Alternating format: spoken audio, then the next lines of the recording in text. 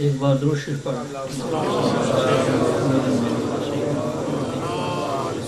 وعلی آل سیدنا محمد مبارک وسلم وصلی علیہ الصلوۃ والسلام علیہ رسول اللہ وعلی آلہ وصحبہ یا حبیب اللہ رب اشرح لی صدری ویسر لی امری واحلل عقدۃ من لسانی یفقهوا قولی الحمد للہ رب العالمین والصلاۃ والسلام علی رسولہ الکریم اما بعد فاعوذ باللہ من الشیطان الرجیم بسم اللہ الرحمن الرحیم فإن مع العسر یسرا ان مع العسر یسرا صدق اللہ العظیم۔ تمام تعریفیں اللہ تعالیٰ کے لیے جو ہم سب کا خالق و مالک ہے۔ درود و سلام امام المرسلین رحمت کائنات محمد مصطفیٰ علیہ الصلوۃ والسلام کی ذات پاک پر، جن کے توسل سے، جن کے نظر کرم سے یہ ساری محفلیں، یہ ساری چیزیں، یہ ساری بہاریں اپنے مقام پہ قائم اور دائم ہیں۔ آج جہاں اسٹیج پر کافی سارے علماء کرام، مشائخ اعظام تشریف فرما ہیں، کچھ علماء بیان فرما کے چلے گئے، کچھ تشریف فرما ہیں۔ آج طاہر القادری صاحب کے بارے میں ہر عالم دین اپنے اپنے خیالات کا اظہار کر رہے۔ طاہر القادری صاحب وہ تعارف کے محتاج نہیں ہیں، ان کی تحریک جو ہے وہ ان کو اس سے متعارف سارے دنیا ہے۔ طاہر القادری صاحب الجھانے کے لیے بہت سارے کانٹے بچھائے گئے، ان کو الجھانے کے لیے، مختلف چیزوں میں پھنسانے کے لیے مختلف اسباب پیدا کیے گئے، مختلف وسائل پیدا کیے گئے، مختلف تنظیمیں رکھی گئی، مختلف پروگرام کیے گئے۔ کسی طریقے سے طاہر القادری جو اپنا مشن لے کے جا رہا ہے اس کے اندر رکاوٹیں ڈالی جائیں۔ طاہر القادری کے آگے رکاوٹیں ڈالنے کے لیے طرح طرح کے کانٹے بچھائے گئے۔ میں اس برمنگھم کے اندر بے شمار چیزوں کے اندر میں خود پروگراموں میں شامل ہوتا رہا۔ پاکستان میں جب طاہر القادری صاحب کا یہ اس پروگرام کا آغاز ہوا تو اس وقت ہم فیصل آباد میں اس پروگرام کے اندر ساتھ شریک رہتے تھے۔ منہاج القرآن کا جو ابتدا میں آپ کے پروگرام شروع ہوئے لاہور اور فیصل آباد کی سطح پر، اس وقت ہمارے فیصل آباد سے کافی احباب کوئی ممبر بنے، کوئی رفیق بنتے تھے۔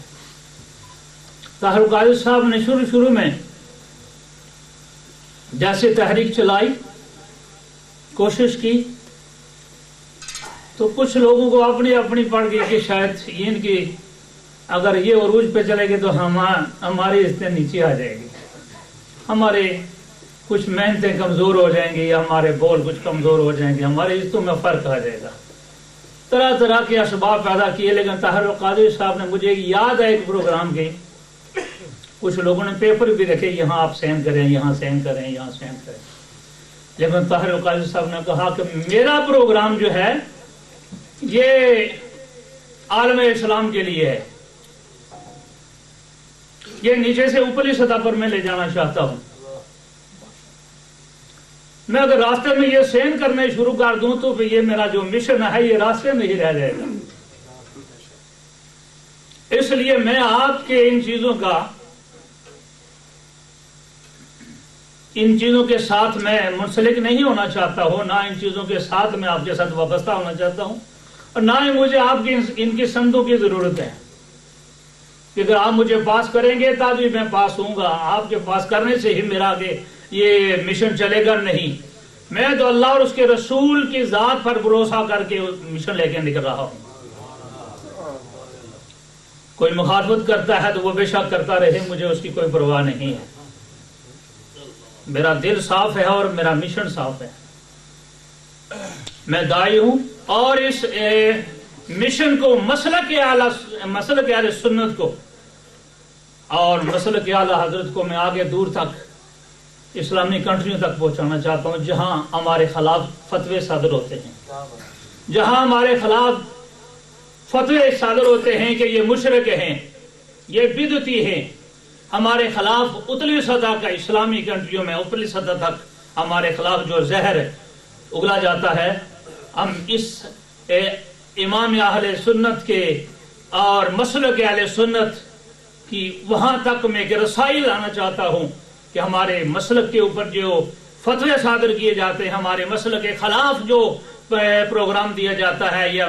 چیزیں جو ہے نشر و نشاط میں لائی جاتی ہیں، وہ بالکل ہمارے مسلک کے خلاف پروپیگنڈا ہے۔ ہمارا مسلک جو ہے بالکل آئینے کی طرح صاف ہے۔ ہمارا مسلک وہی ہے جو امام اعظم ابو حنیفہ کا، ہمارا مسلک وہی ہے جو اماموں کا ہے، اور ہمارے اعلیٰ حضرت کے خلاف جتنے ہی لوگوں نے زیادہ باتیں اپنے منہ سے اگلی ہوئی تھی، دوسرے لوگ مواقع تلاش کر رہے تھے، یقین کریں کہ طاہر القادری صاحب نے اپنے تقریروں کے اندر منہ توڑ ان لوگوں کو جواب دیے۔ جہاں جہاں بھی وہ لوگ اپنے زور کے ساتھ، اپنی محنتوں کے ساتھ، وہ لوگ بہت زیادہ ان کی کوشش ہوتی تھی کہ اس مسئلے کو دبا دیا جائے، اس عقیدے کو دبا دیا جائے، اولیاء اکرام مشایخ اعظام کو ماننے والے اس عقیدے کو نیچے دبا دیا جائے۔ لیکن جتنا ان لوگوں نے اس مسئلے کو دبایا، اتنا ہی طاہر القادری سے اس کے اوپر آگے بڑھانے کی کوشش کی ہے۔ آج میں دیکھتا ہوں، دیکھیے کہ تبدیلی لانے والا اللہ ہے، وہ بڑا شان والا ہے۔ بے شمار ہم وہ شاہ سوار بھی دیکھتے تھے جو دیکھے ہیں، جو کبھی کبھی طاہر القادری کے لیے رکاوٹیں بھی بنتے آئے، لیکن آج بے فضل تعالیٰ الحمدللہ اللہ تعالیٰ انہی سے ہی حقیقت کی باتیں کہلواتا ہے، انہی کے زبان سے سچائی کی باتیں کہلواتا ہے۔ سچائی سچائی ہوتی ہے، حقیقت حقیقت ہوتی ہے، بناوٹ کے پھولوں میں خوشبو نہیں ہوتی۔ سچائی جو صحیح پھول ہوتا ہے اس کے اندر خوشبو ہوتی ہے، اور حقیقت کی جو بات ہوتی ہے وہ کبھی چھپ کے رہتی نہیں ہے۔ حقیقت جو ہے، سچائی جو ہوتی ہے، وہ کسی نہ کسی موڑ پہ، کسی نہ کسی مقام پہ جا کر اس کی حقیقت جو ہے وہ ظاہر ہو جاتی ہے۔ لیکن یقین کریں، ہم بے شمار ہمارے یہاں مشایخ علماء بیٹھے ہیں، اپنے اپنے خیالات کا اظہار فرمائیں گے۔ ہم تو داد دیتے ہیں طاہر القادری صاحب کو، جو اکیلے چلے تھے اور بہت بڑا کاروان لے کے نکلے۔ اکیلے چلے تھے لیکن آج الحمدللہ بہت بڑا کاروان ہے، ان کے ساتھ کاروان ہے، بے شمار جوان طبقہ ان کے ساتھ ہے، اور بزرگ لوگوں کی دعائیں ان کے ساتھ ہیں۔ اور طاہر القادری صاحب نے اس وقت مسلک کے لیے جو کام کیا ہے، بہت بڑا کام کیا ہے۔ ایک دن میں ان کا پروگرام سن رہا تھا تو اس کے اندر بتا رہے تھے، کسی عربی کے عالم دین کا ذکر فرمایا کہ اس نے